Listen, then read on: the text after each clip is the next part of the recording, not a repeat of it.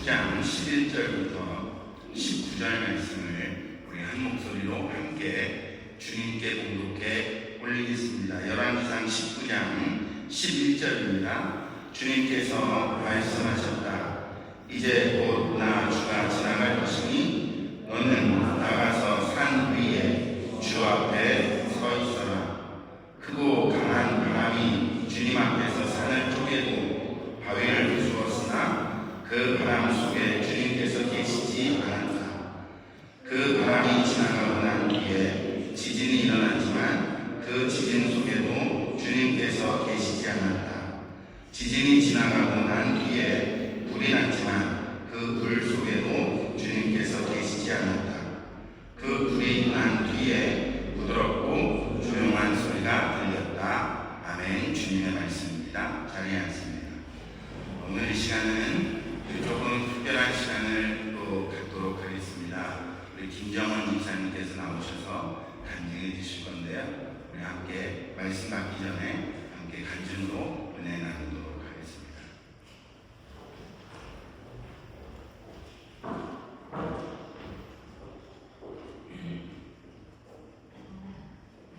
오늘 아침 목사님이 갑자기 간증을 하시라고 저희 남편한테 연락을 주셔서 제가 두서 없이 얘기할 줄 모르니까 네, 기도해 주시기 바랍니다. 지난주 9월 13일 저희 아들, 큰아들 리차드가 결혼을 했습니다. 결혼이라서 많이 걱정이 됐고 염려가 있었지만 또 교우와 지도님들이 기도해 주셔서 아름다운 예식을 치를 수 있어서 감사했습니다. 이 자리를 빌어서 감사 인사드리겠습니다. 또 지도님들이 또 멀리까지 와주셔서 결혼식이 좀 더 빛나고 또 이렇게 풍성해서 너무 감사합니다. 저희 큰아들이 8년 전에 불현듯은 아니고요. 저희가 옛날에 프랑스에 신혼여행을 갔었는데 자기는 왜 그 사진이 없느냐고. 그때는 엄마 아빠 신혼여행이었기 때문에 너무 없었다. 그래서 같이 사진을 찍을 수가 없었다. 그랬는데 그것을 계속 생각했었는지 학교를 졸업하고 나서 프랑스를 오게 됐어요. 8년이 이제 좀 지났는데 아이를 혼자 외국에, 낯선 외국에 언어를 준비하고 갔었지만 그렇게 좀 많이 이제 걱정이 됐었는데 걱정이 너무 돼서 저희가 기도는 했었지만 아빠가 잡을 독일에 어플라이해서 독일어 공부를 1년 반 후에 오게 됐습니다. 아이가 교회를 맨 처음에는 잘 다녔는데 혼자서도 유혹도 많고 어느 시점이 되니까 신앙생활을 잘 안 하는 것 같더라고요. 그래서 굉장히 걱정했는데 걱정하면서 저희가 지청에 있으니까 파리가 지청이니까 가서 막 말로 윽박지르기도 하고 전화를 걸어서 하고 싶은 말을 다 쏟아내고 싶기도 하고 그랬던 시점이 있었습니다.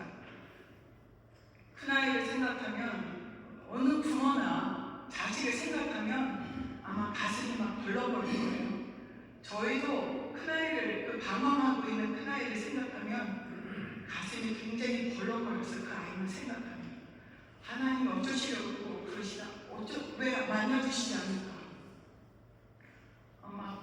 오늘이라도 내일이라도 당장 달려가고 싶은 마음이 기도하면서도 그 감정을 추스릴 수가 없었어요.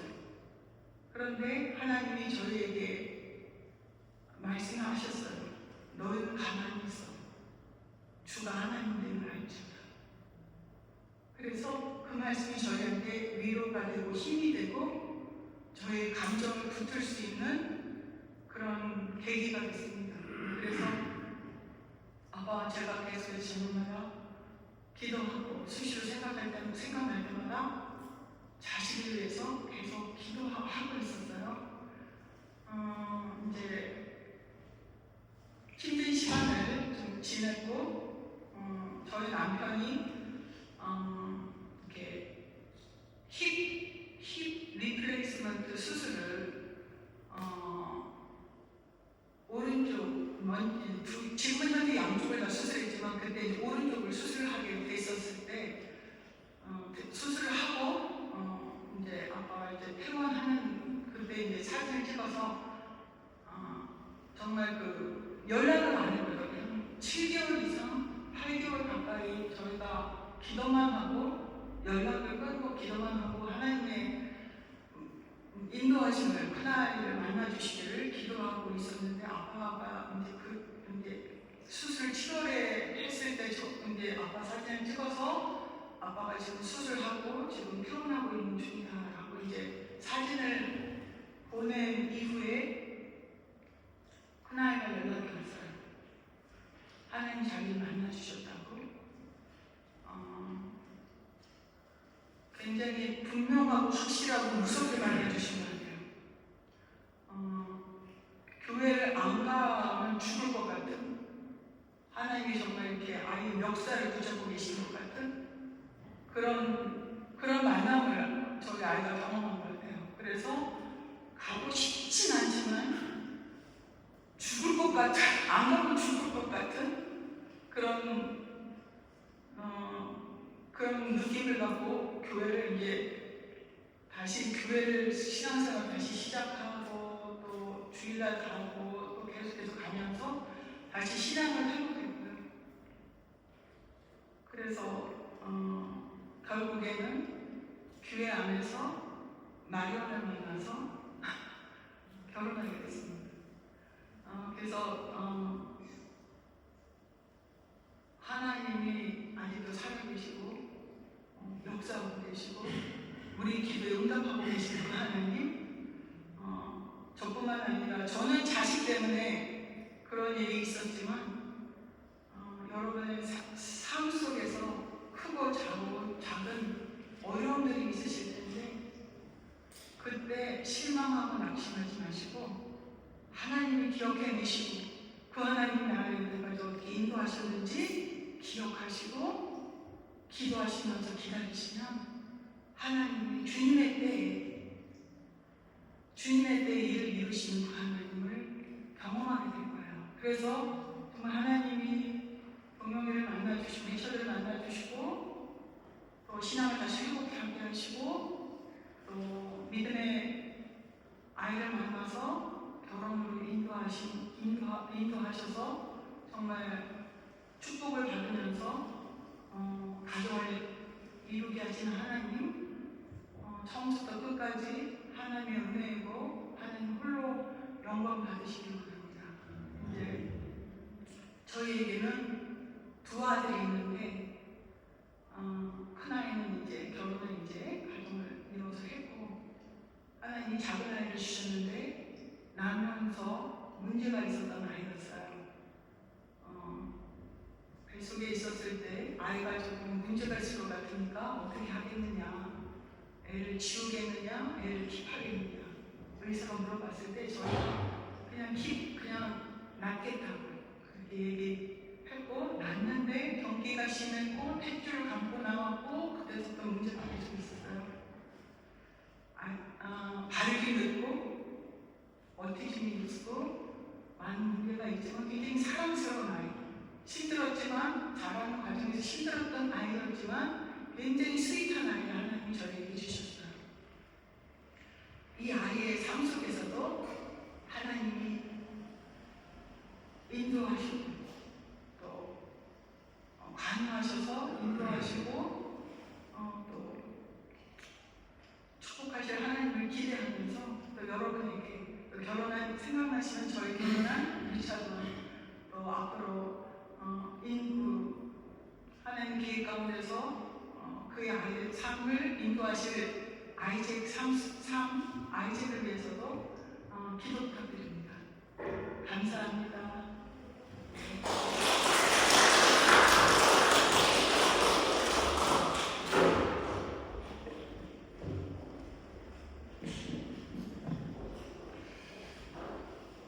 그럴 때는 왜 나에게 그런 아픔이나 시험이나 염려, 근심거리 뭐 이런 것들이 올까? 나는 나를 잘 이해 못하고 하나님은 무슨 계획이 있으셨던 그 일을 통해서 또 한 방향으로 일을 해나가신다. 물론 우리 김경민 집사님이 수술을 한 것은 개인적으로는 어려움이죠.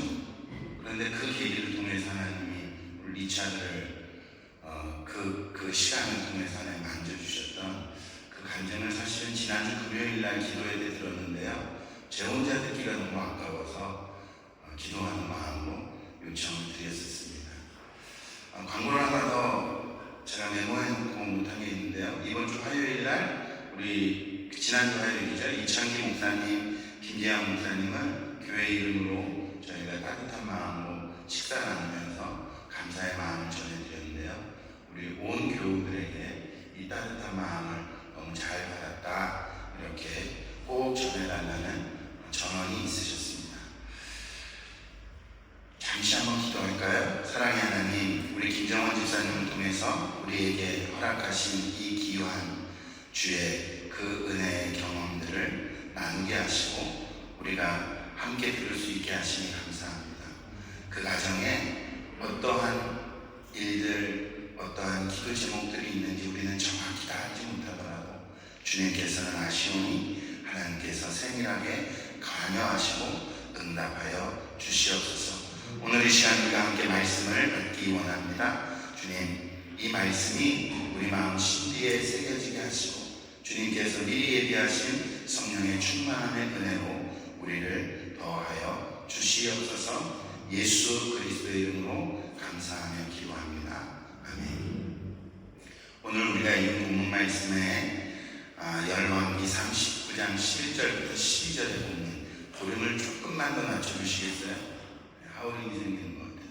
네, 감사합니다. 여기에 읽은 본문 말씀에 나오는 주인공은 누구냐면 다 아시겠지만 엘리야입니다. 엘리야. 제가 어제 우리 성도님들 단체 톡방에 열왕기 38장과 19장을 읽어보시면 오늘 예배드리는데 도움이 될 겁니다 라고 말씀드렸는데요. 다 읽고 오셨죠? 할렐루야. 네. 엘리야는 대표적으로 성경에 표현되는 인물 중에 기적의 선지자로 소개가 됩니다. 그 엘리야는 수많은 응답과 기적들을 주의 능력을 통해서 함께 이루어 나갔습니다. 그 중에 가장 대표적인 기적이 오늘 우리가 읽은 본문 말씀 열왕기상 19장 전장에 있는 18장의 기적입니다. 흔히 우리가 잘 아는 바알과 아세라를 섬기는 예언자들 850명대 하나님을 섬기는 종 엘리야 1명, 즉 850대 1의 갈멜산의 전투로 대표적으로 우리가 알고 있는 인물이죠. 오늘 우리가 함께 은혜받을 말씀의 제목이 원래 주보에는 어떻게라고 기재되어 있는데요. 제가 기도하는 마음으로 조금 더 디테일하게 우리 한번 다 같이 읽어보실까요? 시작. 도대체 어떻게입니다. 도대체 어떻게. 목사님은 이제 제가 여기 이 강단에 서서 매주일 설교를 한 게 이제 지금 한 2달째 돼가는데요. 목사님은 지난 4월에 와서도 그랬고, 7월, 8월부터도 그렇고, 매일 설교할 때마다 본문은 다른 것 같은데 매일 똑같은 얘기 하시고, 내용은 예화는 좀 다른 것 같은데 주제는 맨날 똑같고, 그 주제가 뭐죠, 여러분? 예수님과 친밀히 동행하자. 이 얘기예요. 도대체 어떻게? 아니, 어떻게 예수님하고 친밀하게 동행하라는 건지 늘 말씀 듣고 하는데, 그런데, 아니, 어떻게 하는 게 도대체 예수님하고 동행하는 것인지, 아니면 도대체 어떠한 방법으로 예수님과 동행할 수 있는지에 대한 은혜를 나누고자 합니다. 사실 저는요, 여러분들과 제가 이 예배에 계속 은혜를 받지만 저는 매주 매 예배 시간마다 저에게 설교할 수 있는 기회가 있을 때마다 저는 똑같은 설교합니다. 사랑하는 성도 여러분, 우리 주 예수 그리스도와 함께 동행하시기 바랍니다. 여러분들에게 던지는 메시지입니다. 여러분, 우리가 예수님과 동행하는 방법은요, 우리가 예수님과 동행할 수 있는 것은요, 날마다 우리가 기적을 체험하면, 예를 들어서 엘리야가 갈멜산에서 850대 1의 영적인 전쟁에서 승리를 매일같이 했다고 치십시다. 그러면 예수님과 동행할 수 있겠죠. 매일 기적을 봅니다. 엘리야가 아니면 아합 왕에게 찾아가서 이야기합니다. 왕이여, 당신은 하나님이 우리 민족에게, 당신에게 이 백성의 왕이 되게 하셨고, 그리고 우리 민족에게 하나님께로 가까이 가고자 당신을 왕으로 세웠는데, 당신이 이것에 대해서 벗어났으니 이제 앞으로 3년 동안 비가 안 올 겁니다 라고 가서 말을 전했는데 진짜 그렇게 됐어요. 그러니 그것도 기적이죠. 그러면 우리가 우리의 삶 속에 매일마다 기적이 일어나면 예수님과 친밀하게 동행하는 것을 놓치지 않고 살 수 있을까요? 결론은 아닙니다. 열왕기상 18장 38절에서 40절 말씀입니다. 열왕기상 18장 38절 40절 말씀. 그러자 주님의 불이 떨어져서 재물과 나무단과 돌들과 흙을 태웠고 도랑 안에 있는 물을 모두 말려버렸다. 온 백성이 이것을 보고 땅에 엎드려서 말하였다. 그가 주 하나님이시다. 그가 주 하나님이시다. 엘리야가 그들에게 말하였다. 바알의 예언자들을 잡아라. 한 사람도 도망가게 해서는 안 된다. 백성은 곧 그들을 사로잡았고 엘리야는 그들을 데리고 기손 강가로 내려가서 거기에서 그들을 모두 죽였다. 하루에 엘리야가 경험한 기적은요, 수도 없이 많습니다. 갈멜산에 제단을 만들고 거기에 소를 각을 떠서 2개의 제단을 만들죠. 하나는 아세라, 바알과 아세라가 섬기는 예언자들이 비는 제단, 그 다음에 엘리야가 빌 제단, 2제단을 만듭니다. 그리고 소를 가지고 와서 소를 잡아서 각을 뜨고 2제단에 올립니다. 엘리야가 갈멜산에서 첫 번째 경험한 기적은요, 낮이 맞도록 해가 질 때까지 바알과 아세라의 850명 선지자가 자기들의 제사를 드리는 습관처럼 몸에 칼을 대고 창을 찌르고 피가 나도록 그렇게 그 신에게 간구했는데도 비가 안 떨어지는 기적, 그 기적을 경험했어요. 웬만하면 떨어질 거 아닙니까? 그런데 참 신이 아니니 그 떨어지지 않는 기적도 엘리야는 경험했어요. 두 번째 엘리야가 경험한 기적은 엘리야가 여호와의 무너진 나무를 수축하고 그 위에 소를 다시 잡아서 각을 뜨고 그리고 거기에 양동이로 물을 채웁니다. 1번, 2번, 3번을 채웁니다. 그랬더니 그 제단이 물이 축축하게 넘쳐버린 거예요. 그리고 엘리야가 하나님 앞에 기도하죠. 주님, 이 제단에 불을 내려주십시오. 바알과 아세라 선지자처럼 그렇게 막 칼을 대고 피를 흘리고 고래고래 고함을 지르고 그러지 않았습니다. 성경에 보면 그냥 하나님 앞에 간절히 기도했어요. 기도했는데 불이 떨어졌어요. 기적이죠. 세 번째 기적은 열왕기상 18장 40절에 있는 말씀처럼 바알을 섬기는 선지자 450명을 단숨에 기손 강가에 내려가서 다 죽여버립니다. 450대 1로 싸워서 이길 수 있는 싸움이 아니잖아요. 근데 그 기적을 경험해요.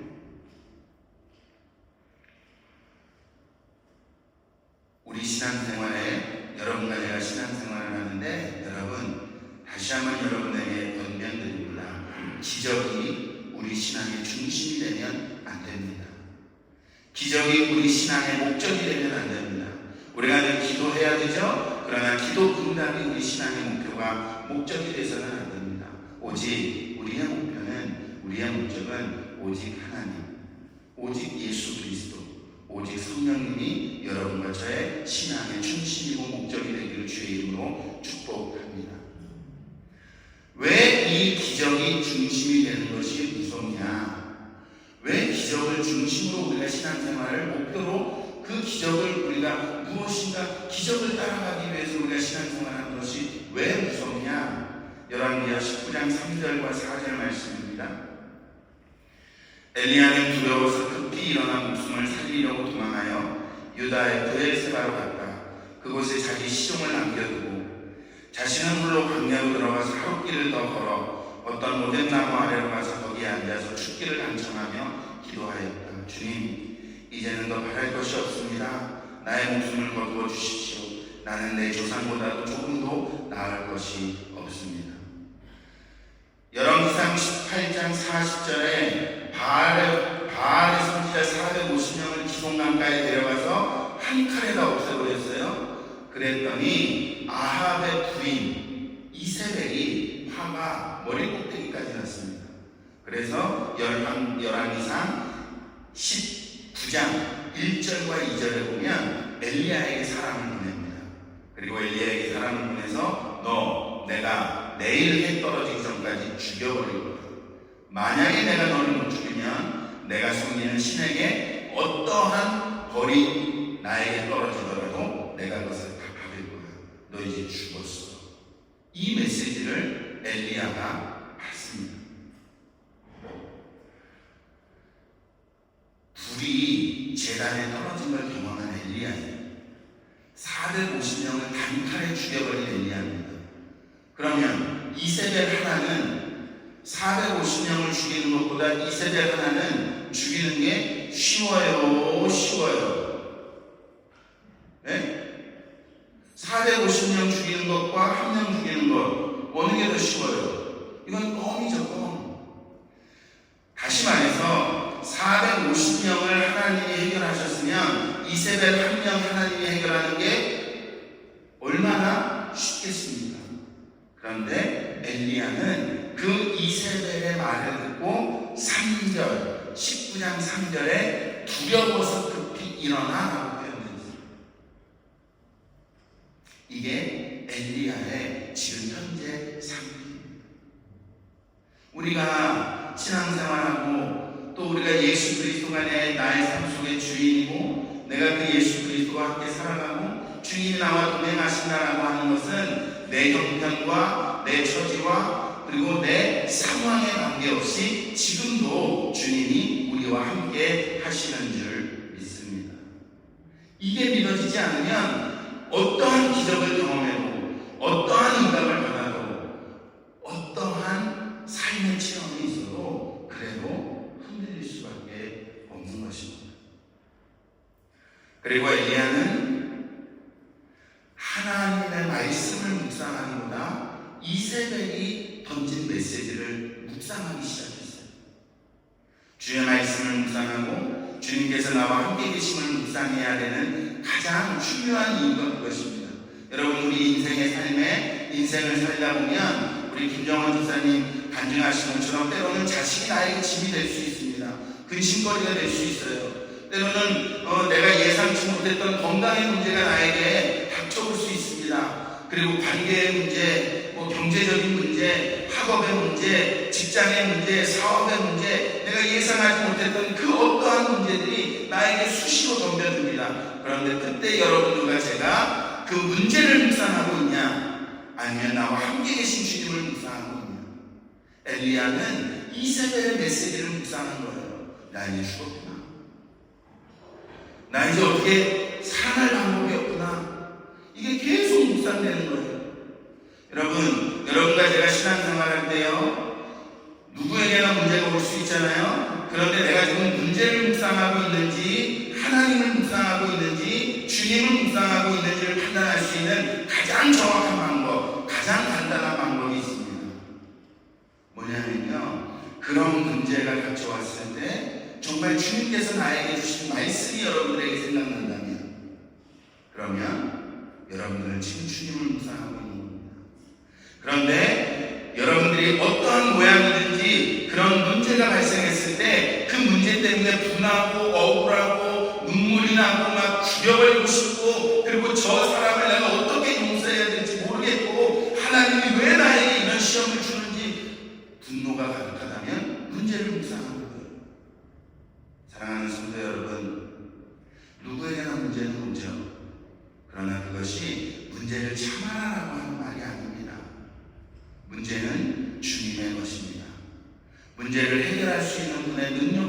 주님께 있습니다. 그래서 우리가 주님을 묵상해야 하는 이유입니다. 열왕기상 19장 15절부터 18절 말씀을 제가 또다시 읽어드리겠습니다. 주님께서 그에게 말씀하셨다. 너는 돌이켜 광야길로 해서 다마스쿠스로 가거라.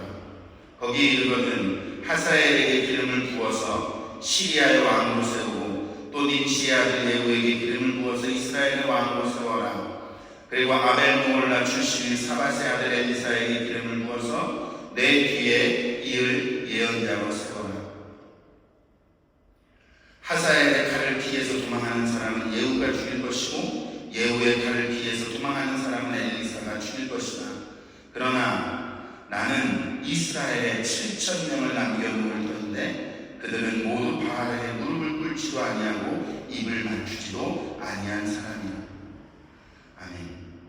엘리야가 이세벨의 그 무서운 경고 때문에 도망가서 어디에요? 어떤 나무 아래, 로뎀 나무 아래 머무릅니다. 그리고 거기에서 기도합니다. 주님, 이제 나 죽여주십시오. 나 이제 소망이 없습니다. 내 조상들과 다를 게 없습니다. 내가 그렇게 주님의 말씀을 대언하고 주님의 능력을 대언해서 내가 주의 일을 했는데 이세벨이 나를 저렇게 죽인다고 하니 주님, 내가 살아갈 방법이 없지 않습니까? 주님, 나 그냥 여기서 죽게 해주세요. 그리고 로뎀 나무 안에서 잠이 들어버립니다. 그때 하나님의 천사가 엘리야를 다시 찾아오죠. 그리고 엘리야를 깨웁니다. 그리고 거기에서 떡과 돌판이 아주 뜨겁게 달궈져 있는 돌판 위에 떡덩이가 놓여 있고 그리고 거기에 물이 한 잔이 떠져 있습니다. 엘리야가 그걸 먹습니다. 그리고 또 지쳐서 또 잠이 듭니다. 그런데 천사가 또 깨웁니다. 한 번 더 먹으라고요. 그러면서 하는 말씀이 네가 앞으로 해야 될 일이 많은데 먹고 힘을 내라는 거예요. 그리고 그것을 먹고 힘이 진짜 났어요. 열왕기상 18장 19장 다 읽어오셨으니까 지금 내용 다 이해가 되시죠? 그리고 엘리야가 40주야를 달려서 뛰기 시작합니다. 40일. 무슨 에너자이저를 먹는 것도 아니고 뭐죠? 하여튼 그걸 먹고 40일을 뛰어가요. 그리고 어디에 다다릅니까? 여호와의 산 호렙에 다다르죠.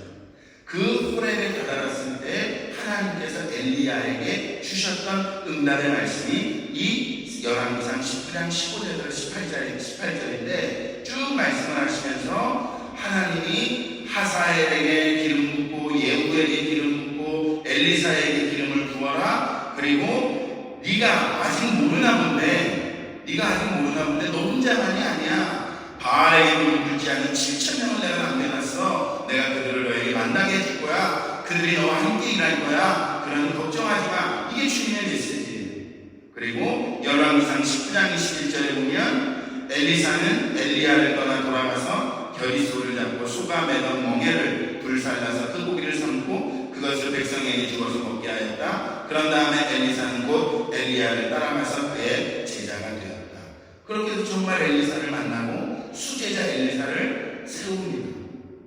이게 열왕기상 18장 19장에 넘어지고 좌절하고 엎어졌던 실패했던 엘리야가 하나님의 은혜를 믿고 엘리사를 제사장까지 세우는 그 말씀이에요. 그래서 우리는 이렇게 은혜를 받습니다. 여러분, 하나님께서 여러분에게 미리 준비해 놓으신 응답이 있고 그리고 여러분들이 하나님 앞에 기도하고 지치지 아니하면 그러면 하나님께서 이 기적을 경험하게 하십니다. 할렐루야가 우리가 지금까지 받았던 말씀인데요. 여기에서 저는 각도를 조금 돌리고 싶어요. 여러분, 또다시 말씀드리겠습니다. 아무리 기적을 경험하고 아무리 기도 응답을 많이 받아도요, 나에게 찾아오는 두려움은 어쩔 수가 없습니다. 어쩔 수 없다는 것은 그냥 포기하라는 이야기가 아닙니다. 갈멜산의 기적을 경험했던 엘리야, 또다시 로뎀나무의 기적을 또 경험하죠. 그런데도 불구하고 호렙산에 가서 주님이 엘리야에게 또 묻습니다. 엘리야야, 네가 지금 무엇을 보고 있느냐? 그때 엘리야의 입에서 나온 말씀은 이세벨에게 메시지를 받았을 때 그 두려움에 쌓였던 메시지를 그대로 주님 앞에 또 이야기합니다. 그 기적을 계속 경험을 해도 그 입에서 나오는 고백은 변하지가 않아요. 주님, 나는 두렵습니다. 주님, 나는 무너질 것 같습니다. 주님, 나는 이제도 할 수가 없습니다. 그때 주님께서 엘리야에게 주셨던 말씀이 오늘 우리가 읽는 본문 말씀입니다. 열왕기상 19장 11절과 12절 말씀입니다. 우리 다 같이 한번 다시 읽어볼까요? 주님께서 말씀하셨다. 이제 곧 나 주가 지나갈 것이니 너는 나가서 산 위에 주 앞에 서 있어라. 크고 강한 바람이 주님 앞에서 산을 쪼개고 바위를 부수었으나 그 바람 속에 주님께서 계시지 않았다. 그 바람이 지나가고 난 뒤에 지진이 일었지만 그 지진 속에도 주님께서 계시지 않았다. 지진이 지나가고 난 뒤에 불이 났지만 그 불 속에도 주님께서 계시지 않았다. 그 불이 난 뒤에 부드럽고 조용한 소리가 들렸다. 아멘. 이게 주님께서 엘리야에게 다시 던져주는 메시지. 여러분, 강한 바람, 그 바람이 산도 쪼개고 바위도 부수고 그리고 지진도 일어나고 그리고 불도 납니다. 다 기적이에요. 그런데 중요한 것은요, 주님께서 말씀하시기를 그것 속에 주님은 계시지 않았다고 이야기합니다. 그리고 주님은 부드러운 목소리, 조용한 소리, 즉 말씀으로 엘리야에게 들려주셨어요. 도대체 어떻게, 목사님, 주님과 동행하는 것 도대체 어떻게 합니까? 아니, 어떻게 하면 주님과 동행하는 걸 내가 믿고 고백하고 알 수 있습니까? 어떻게 합니까? 주님의 말씀에 귀를 기울이시기를 주의 이름으로 축복합니다. 말씀이 없는 응답, 말씀이 없는 기적, 말씀이 없는 체험은 여러분 쉽게 무너집니다. 응답받고 기적을 경험하고 그리고 내가 지금 무엇인가 잘 되는 것 같고 그리고 내가 승승장구하고 할렐루야 주님 살아계십니다. 그때는 내가 주님과 함께 있는 것 같은데 나에게 질병이 찾아오고 관계가 무너지고 경제적인 어려움이 찾아오고 나에게 슬픈 일이 만나면 주님이 나하고 안 계신 것 같아요 라고 고백하는 게 우리들입니다. 여러분, 우리 주님은 내 형편과 처지와 내 상황에 관계없이 여러분들과 함께 하시는 줄 믿습니다. 그게 주님이 지금 우리에게 던지는 말씀입니다. 왜 말씀이 중요하죠? 왜 말씀이 중요해요? 요한복음 1장 1절에 태초에 말씀이 계셨다. 그 말씀은 하나님과 함께 계셨다. 그 말씀은 하나님이셨다. 여러분들과 저의 삶 속에 우리의 믿음 속에 고백 속에 말씀이 있다는 것은 주님이 계시다는 것입니다. 우리에게 말씀이 없으면 주님이 계신 게 아니에요. 우리가 말씀을 붙잡지 못하면 우리가 주님을 붙잡는 게 아닙니다. 로마서 10장 17절 말씀에 그러므로 믿음은 들음에서 생기고 들음은 그리스도를 전하는 말씀에서 비롯됩니다. 여러분, 그 주님과 동행할 때 말씀 되신 주님과 내가 같이 있을 때 그 주님을 고백할 때 우리는 무엇이 생깁니까? 믿음이 생기는 거예요.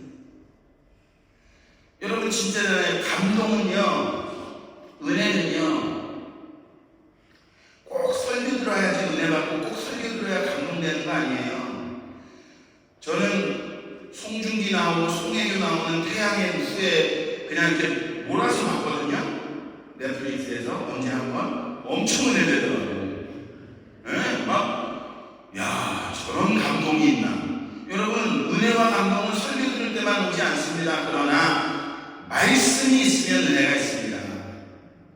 말씀이 있으면 믿음이 생겨요. 태양의 후에 보는데 절대 믿음은 안 자라더라고요. 감동은 받긴 받았는데 그 근육질에 막 나도 저랬으면 좋겠는데 부전은 생기는데 믿음은 생기지 않아요. 에베소 6장 17절 말씀입니다. 그리고 구원의 투구를 받고 성령의 검 곧 하나님의 말씀을 받으십시오. 말씀을 묵상한다는 것은요, 여러분이 최고의 무기를 장착한 겁니다. 어떠한 방향의 그 악한 사탄의 화전, 불화살이 와도 우리가 말씀이 장착되어 있으면 사방, 이스라엘이 하늘 공중에 띄운 아이언돔하고는 비교가 안 되는 거예요. 할렐루야. 여러분들의 제가 말씀이 있다면 그 말씀이 아이언돔의 1000배, 100배, 10,000배 이상의 하나님의 말씀이 우리에게 최고의 무기가 되는 줄 믿습니다. 히브리서 14장 12절 말씀입니다. 하나님의 말씀은 살아있고 힘이 있어서 어떤 양날 칼보다 더 날카롭습니다. 그래서 사람 속에 꿰뚫어 혼과 영을 갈라내고 관절과 골수를 갈라놓기까지 하며 마음의 품은 생각과 의도를 밝혀냅니다. 이 땅을 창조하신, 이 만물을 창조하신 하나님, 십자가를 지시고 나를 구원하신 예수 그리스도, 그리고 우리를 이 땅에 고아와 같이 버려두지 아니하시는 성령님과 동행한다는 것 자체가 이 어마어마한 축복을 우리에게 허락하신다는 겁니다. 그게 말씀이에요. 말씀. 성경 구절 한 절 더 볼까요? 디모데후서 3장 16절 17절 말씀 우리 한 목소리로 다 같이 고백합시다. 시작. 모든 성경은 하나님의 영감으로 된 것으로 교훈과 책망과 바르게 함과 의로 교육하기에 유익합니다. 성경은 하나님의 사람을 유능하게 하고 그에게 온갖 선한 일을 할 수 있게 하는 것입니다. 아멘. 여러분, 제가 인생을 살면서 3번의 회심을 했다고 말씀드렸어요. 첫 번째 회심은 중학교 4학년 때입니다. 88년도. 그때 하나님께서 저에게 주신 말씀이 이사야서 43장 1절과 4절 말씀입니다. 제 인생의 두 번째 회심은 95년도 5월이었습니다. 그때 주님께서 저에게 주신 약속의 말씀은 요한복음 1장 12절 말씀입니다. 그리고 제 인생의 세 번째 회심을 2023년 2월 3일 날 허락해 주셨는데 그때 저에게 주셨던 말씀이 요한복음 14장 15장 4절, 갈라디아서 2장 20절 말씀입니다. 이사야 43장 1절부터 4절 말씀, 야곱아 내가 너를 치명하여 불렀나니 너는 내 것이라. 네가 물가에 있을 때에도 물이 너를 침몰치 못하고 불이 너를 사르지 못하리라. 요한복음 1장 12절, 주 예수 그리스도를 영접하는 자들에게는 하나님의 자녀가 되는 권세를 주셨느니라. 요한복음 15장 4절, 너희는 내 안에 거하고 내 말이 너희 안에 거하면 너희가 무엇이든지 원하는 대로 구하라. 그리하는 이유니라. 갈라디아서 2장 20절, 내가 그리스도와 함께 십자가에 못 박혀 죽었나니 그런즉 내가 산 것이 아니오 내 안에 오직 그리스도 예수께서 사시는 것이라. 여러분, 말씀을 묵상하고 말씀을 가까이 한다는 것은 세 가지입니다. 첫째, 통독하십시오. 그냥 통독하세요. 말씀을 읽으세요. 어떨 땐 말씀 읽다 보면은 말씀 읽다가 좀 딴 생각 날 때도 있어요. 송혜교가 송중기가 송혜교를 구해줬을까 안 구해줬을까 생각날 때 있습니다. 괜찮습니다. 그냥 읽으세요. 말씀을 통독한다는 것은 큰 숲을 보는 거예요. 그래서 여러분들이 어떨 땐 이해가 안 되고 어떨 때는 은혜가 안 되고 어떨 때는 잘 모르겠어요. 그래도 쭉 읽으십시오.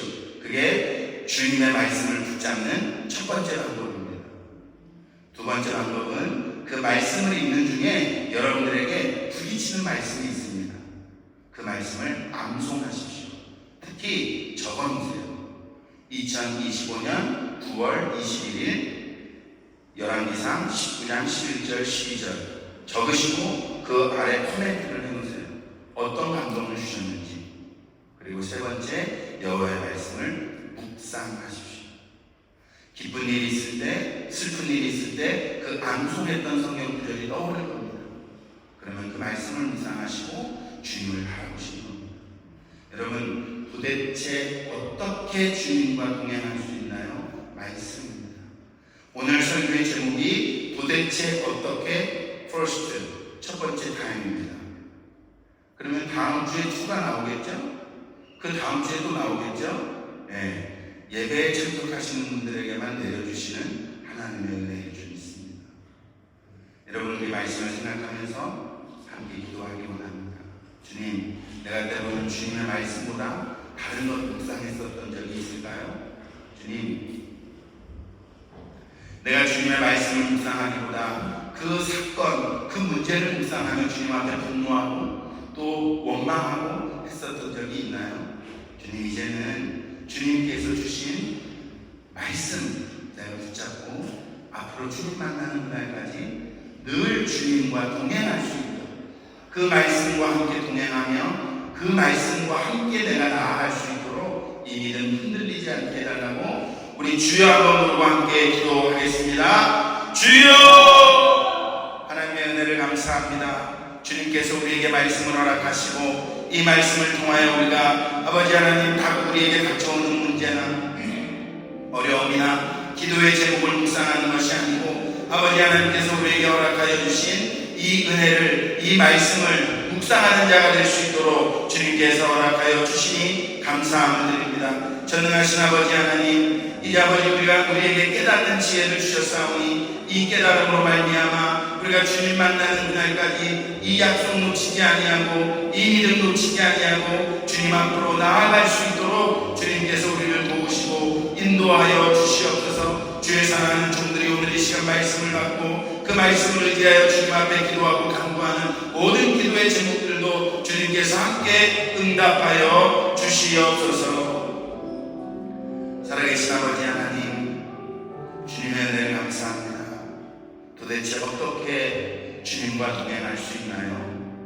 내 삶은 어렵고 내 삶은 문제투성이이고 내 삶은 해결받아야 할 기도의 제목들이 산더미 같은데 어떻게 주님과 동행할 수 있습니까? 도대체 어떻게 내가 주님과 동행할 수 있나요? 주님, 말씀이 해답임을 깨닫게 하시고 알게 하시고 우리에게 은혜 주시니 감사합니다. 주님, 내가 주님의 말씀을 늘 읽겠습니다. 그리고 주님의 말씀을 묵상하겠습니다. 주님의 말씀을 암송하겠습니다. 그래서 문제보다 더 크신 주님을 문제보다 더 크신 그 주님을 내가 늘 바라보며 나와 함께 하시는 그 주님과 동행하는 축복의 주인공이 되게 해 주시옵소서. 이간 주님 앞에 그 은혜 감사하고 감격하여 바쳐진 예물이 있습니다. 어떤 모양이든 어떤 기도의 제목이든 그 물질의 액수를 보지 마시고 주님께서 저들의 믿음과 저들의 마음을 흥양하여 주시옵소서. 살아계신 주님, 또 아버지 하나님 앞에 나의 삶이 내 것이 아니며 온전히 주님의 것임을 다짐하고 고백하는 믿음의 고백으로 드려진 시대입주의 예물, 감사의 예물, 선교의 예물, 주일 예물, 여러 가지 기도의 제목들 위하여 바쳐진 목적 예물들까지도 주님께서 함께 하시고 주님 인도하시되 저들이 주님 앞에 바쳤기 때문이 아니라 하나님의 자녀이기에 이 땅을 살아가는 동안에 물질로 어려움 당하지 않게 하시되 나만 홀로 쓰고 풍족히 남는 것이 아니라 아버지 하나님 베풀고 나눠주고 헌신할 수 있는 그 비밀의 주인공들도 모두가 되게 하옵소서. 아버지 하나님 앞에 간절히 바라고 원합니다. 우리 몸된 교회에서 선교하는 지체들, 루마니아 대만주 선교사님, 세네갈의 이재일 선교사님, 한국의 최요섭 선교사님을 주님께서 축복하시고 우리가 단순히 물질만 후원하는 것이 아니라 우리의 믿음을 함께 후원하며 기도할 수 있는 귀한 우리 몸된 교회가 되게 하여 주시옵소서. 고국에 있는 우리나라와 민족을 주님께서 불쌍히 여기시고 아버지 하나님, 우리나라와 민족이 복음을 전하는 민족, 다시 선교사를 발송하는 민족으로 주님 회복되게 하옵소서. 우리를 구원하신 예수 그리스도의 이름으로 감사하며 기도합니다. 아멘. 자리에서 일어납니다. 함께 찬양합니다. 사랑은 제비롭게 여겼으나 어머니의 물 위에 앉아서